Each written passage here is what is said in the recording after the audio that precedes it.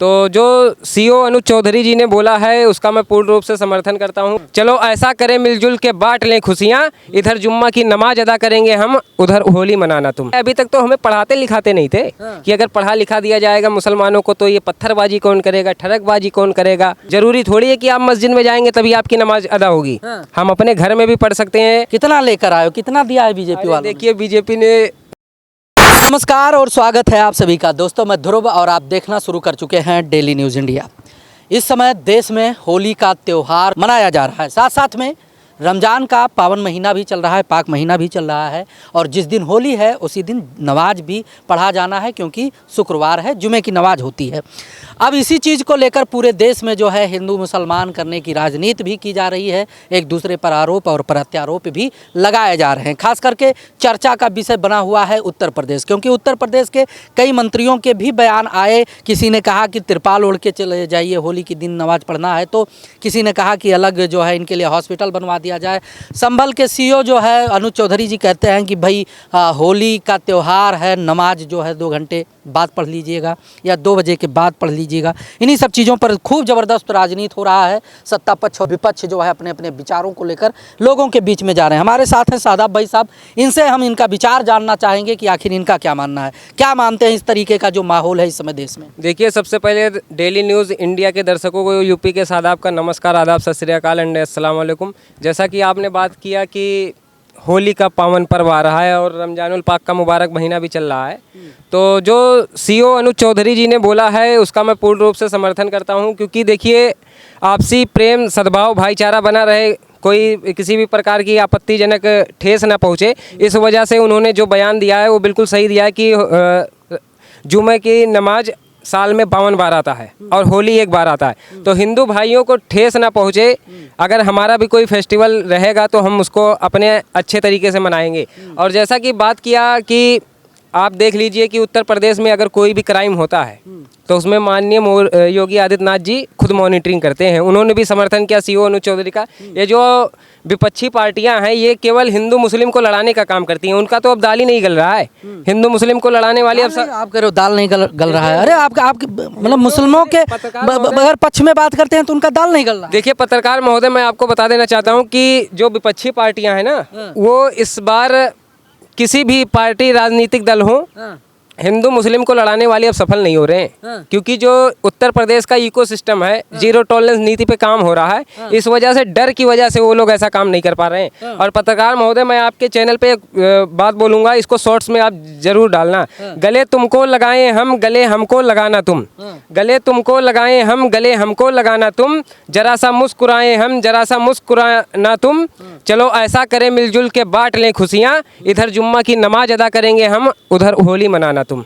ऐसा हो सकता है, बिल्कुल हो सकता है, क्यों नहीं। क्योंकि कोरोना जैसी वैश्विक महामारी, इतना बड़ा कोरोना था, क्या हम लोगों ने अपने घरों में नमाज अदा नहीं किया? जरूरी थोड़ी है कि आप मस्जिद में जाएंगे तभी आपकी नमाज अदा होगी। हम अपने घर में भी पढ़ सकते हैं।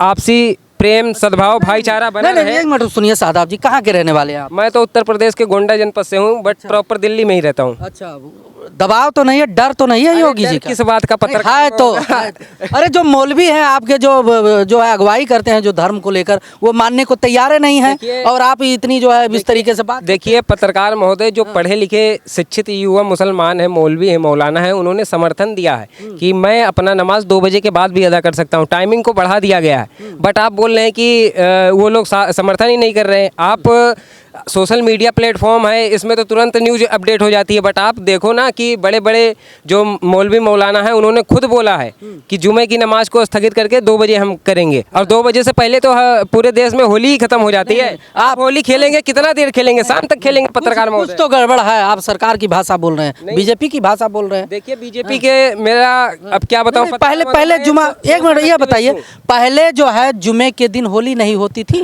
पहले भी होती थी और भाईचारा था, लोग जुमा भी पढ़ते थे, लोग होली भी खेलते थे। अब आप कह रहे हो कि जो है आप उस दिन जो है जुमा का नमाज ना अदा करो, 2 घंटे बाद अदा करो। बोल रहा हूँ, अगर आपको नमाज अदा करना है तो आप अपने घरों में अदा कर सकते हैं, मैंने ये बोला है। और पत्रकार महोदय, ईद की नमाज अदा की जाएगी और हमारे मुस्लिम भाई जो हैं वो इस बात को मानेंगे कि मैं जुमे की नमाज को अदा करूंगा, और आप भी होली मनाइए, मेरे को क्या आपत्ति है। ये जरूरी थोड़ी है कि हम लोग आपस में कट मर जाएं। हम मस्जिदों में रहना है। और जैसा कि मैंने बताया, ये गंगा जमुनी तहजीब को बरकरार रखने का एक मिसाल पेश करने का मौका है कि ये बताइए, हमारे उत्तर प्रदेश के बाराबंकी जनपद में देवा शरीफ पड़ता है और वहाँ पर हिंदू भाई खुद स्वयं जाते हैं, होली खेलते हैं। अगर जिसको रंग से दिक्कत है, परहेज है, तो वो अपने घरों में रहे, क्या दिक्कत है जी। रंग से, होली से परहेज है तो घरों में रहे। मस्जिदें तक ढकी जा रही हैं उत्तर प्रदेश में, तिरपाल से ढकने की बात कर रहे हैं संभल में। नहीं, ऐसी देखिए पत्रकार महोदय, ऐसा कोई बात नहीं है। संभल में जो घटना हुई थी, सांप्रदायिक हिंसा हुई थी, उन्हीं सब चीज़ों को देखते हुए माननीय योगी आदित्यनाथ जी महाराज जी ने निर्णय लिया है कि ऐसी दोबारा घटना उत्पन्न ना हो जिससे हमारे उत्तर प्रदेश के लोगों को तकलीफ हो। इस वजह से उन्होंने ऐसा काम किया है जी। तकलीफ से बचाने के लिए जी जी, बिल्कुल कर सकते हैं कि सांप्रदायिक सौहार्द बना रहे। बिल्कुल बना रहे। अगर हम आप खड़े हैं यहाँ पर, भाईचारा बना रहेगा तभी तो हम लोग मिलजुल कर रहेंगे। और हम उस देश के वासी हैं जिस देश में भाईचारा कौन बिगाड़। देखिए, विपक्ष के कुछ नेता हैं जो हिंदू मुस्लिम को लड़ाने का काम कर रहे हैं। अरे वो आपके हितैषी बताते हैं, आपके लड़ा। हमारे तो वो हितैषी थे ही नहीं और ना रहेंगे, क्योंकि जब से भारतीय जनता पार्टी की सरकार बनी है, कोई भी बंदा सेफ एंड सिक्योर कर रहा है तो वो भारतीय जनता पार्टी के सरकार में। और अगर किसी भी योजना का लाभ मिल रहा है तो वो भारतीय जनता पार्टी की सरकार में। पहले कांग्रेस की 70 साल से सरकार थी। अगर आप पत्रकार महोदय कोई भी योजना का लाभ लेते थे तो बीच में बिचौलिए खा जाते थे, तो उन लोगों की दाल नहीं गल रही है और ना ही उनकी सीटें आ रही हैं। तो जो कुछ भी अगर योजना का लाभ मिलता है वो डीबीटी के थ्रू डायरेक्ट लाभार्थी के खाते में ट्रांसफर होता है, तो इन लोगों की दाल नहीं गल रही है इस वजह से। एक सवाल है, लोग कमेंट करते हैं, कितना लेकर आए हो आप? कितना लेकर आए हो, कितना दिया है बीजेपी वालों ने? देखिए, बीजेपी ने मेरे को कुछ नहीं दिया है। मैं खुद एक एनजीओ का राष्ट्रीय अध्यक्ष हूँ, अल्पसंख्यक मोर्चा से, ग्राम उदय फाउंडेशन नाम है, और मैं लोगों की हेल्प भी करता हूँ, मदद भी करता हूँ उस एनजीओ के थ्रू।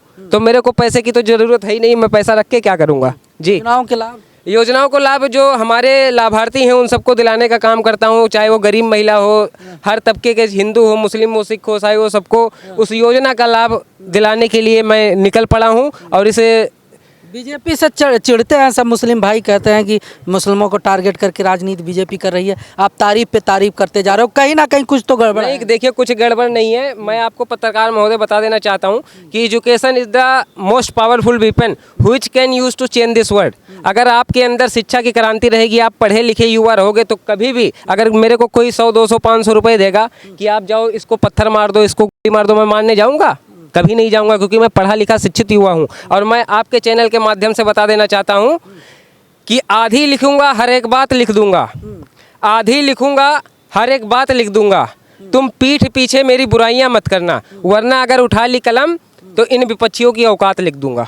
जी बिल्कुल लिख दूंगा। ये पेन हमें, हमारी इतनी ताकत है पत्रकार महोदय कि हम इस पेन से अच्छे अच्छे को मार सकते हैं। मैं थप्पड़ नहीं मारता, मैं कलम के थ्रू मारता हूँ। कलम के थ्रू जी। इतना शिक्षित हो चुका है जो है मुसलमान, बिल्कुल हो चुका है। अभी तक तो हमें पढ़ाते लिखाते नहीं थे कि अगर पढ़ा लिखा दिया जाएगा मुसलमानों को तो ये पत्थरबाजी कौन करेगा, ठरकबाजी कौन करेगा।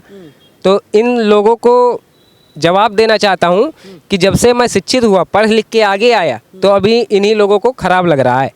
और मैंने बता दिया जैसा कि education is the most powerful weapon which can use to change this world. अगर शिक्षा की क्रांति नहीं रहेगी तो कोई भी, मैं अपने मुस्लिम भाइयों बहनों से बताना चाहता हूँ कि 1-2 रोटी कम खाना, लेकिन अपने बच्चों को शिक्षित जरूर करना। अगर तुम्हारे अंदर शिक्षा रहेगी तो तुम कहीं पर भी कमा खा सकते हो। चलिए।